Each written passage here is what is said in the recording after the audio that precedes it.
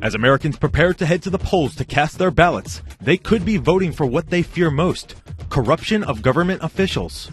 For the second year in a row, corruption of government officials leads the list of fears among Americans.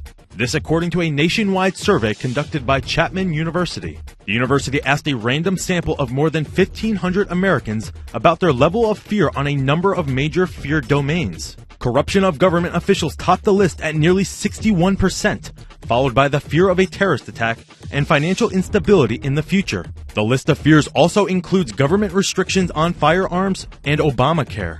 Christopher Bader, a professor of sociology at Chapman University who led the survey, says trending key factors of top fears often reflect uncertainty and what people cannot control.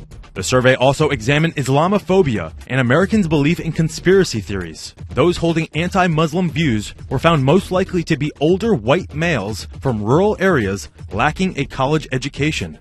Republicans expressed the highest level of anti-Muslim views, and Democrats the lowest. Among the top conspiracies among Americans include 9/11, President Obama's birth certificate, and the assassination of former President John F. Kennedy. According to the survey, more than half of Americans believe the government is hiding information on 9/11.